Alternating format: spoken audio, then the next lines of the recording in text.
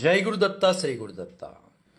మనుషులు బల్లులుగాను, బల్లులు పిల్లులుగాను, పిల్లులు కుక్కలుగాను, కుక్కల్ని నక్కలుగాను మారిపోవడం నిజ జీవితంలో ఎక్కడా జరగదేమో కానీ ఆయన తలుచుకుంటే వెండి తెర మీద ఒక్క క్షణంలో ఆయన చూపించగలరు.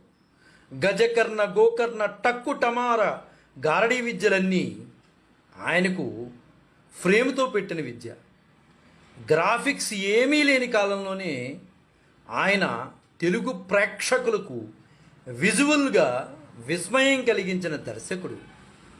జానపద చిత్రాలకు తెలుగులో దిశానిర్దేశం చేసిన జగన్మోహనాకారుడు.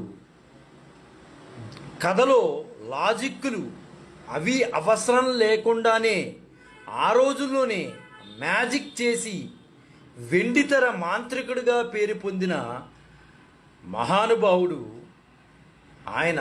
ఎవరో అనుకుంటున్నారా? ఆయన పేరు విఠలాచారి గారండి. సాధారణంగా సినిమాలు family sentiment, action, romantic, fantasy, emotional అంశాలతో రూపొందించుకుంటూ ఉంటాయి. కానీ ఈ అంశాలన్నీ కలగలిపి జానపద చిత్రాలు నిర్మించి ప్రేక్షకులకు చక్కని వినోదాన్ని పంచిన దర్శకుడు మాత్రం బి విఠలాచార్య గారు అనడంలో ఎంత మాత్రం అతిశయోక్తి కాదు. జానపద బ్రహ్మగా పేరొందిన విఠలాచార్య గారు చిత్రాలంటే ఆ రోజుల్లో చిన్నపిల్లలకే కాదండి, పెద్దవాళ్ళని సైతం చూడటానికి ఉత్సాహం చూపించేవారు. సమాజంలో జరుగుతున్న సంఘటనల్ని సెల్యులాయిడ్పై చూపిస్తే జనం చూడటానికి ఉత్సాహం చూపించరు. మనిషికి అసాధ్యమైంది, అద్భుతమైంది చూపించగలిగినప్పుడే సగటు ప్రేక్షకుడు సినిమాను ఆదరిస్తాడు, అభిమానిస్తాడు.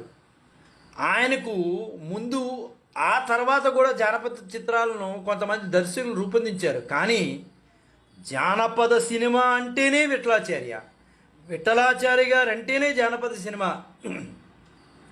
ఆ పేరు గుర్తుకు వచ్చేలాగా ఒక వరవడిని సృష్టించారు విఠలాచారి గారు.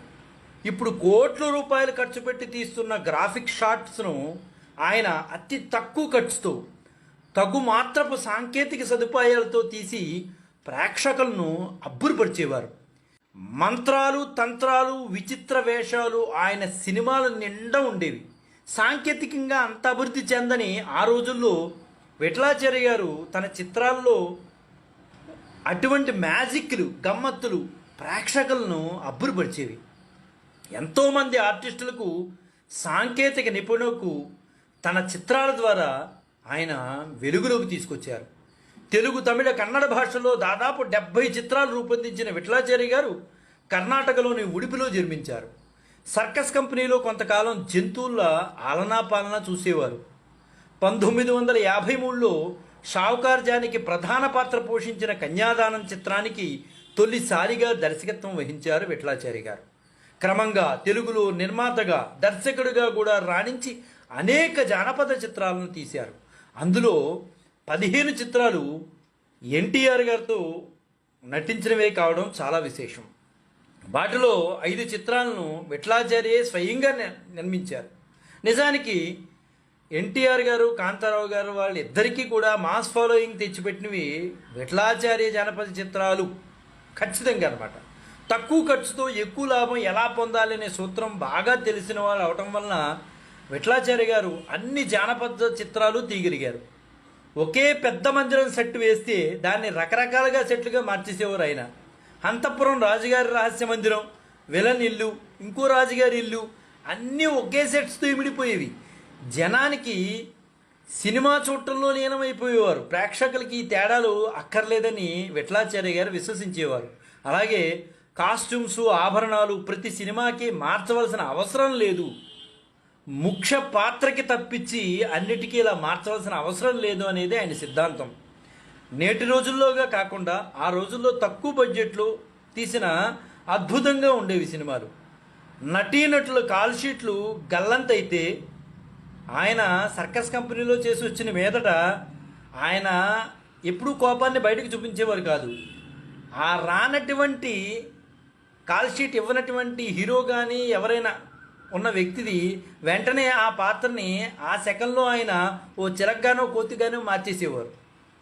అందువల్ల అంటే విఠలాచార్య గారి కాల్ షీట్కి ఖచ్చితంగా ఎవరైనా సరే వెళ్ళిపోయేవారు. లేకపోతే వాళ్ళ ఇమేజ్ దెబ్బతింటుంది, ఏ చిలకగానో పందిగానో కోతిగానో మార్చేస్తారని తప్పనిసరిగా వారు ఆయనకి ఇచ్చిన కాల్ షీట్కి కంపల్సరీగా వెళ్ళిపోయేవారు.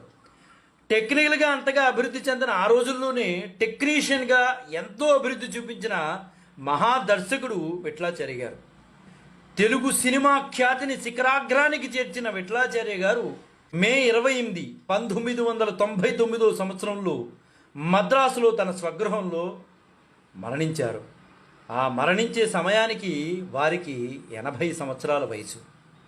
ఏది ఏమైనా తెలుగు, కన్నడ, తమిళ్ ప్రదేశాల్లో విఠలాచార్య గారు అనే మాట తెలియనటువంటి వ్యక్తులు లేరు. ఆ జానపద బ్రహ్మకు మనం ఘన నివాళులు అర్పిద్దాం. జై గురుదత్త, శ్రీ గురుదత్త, శ్రీపాద శ్రీవల్లభ చరణదాసులు, మానికొండ రాజశేఖర శర్మ.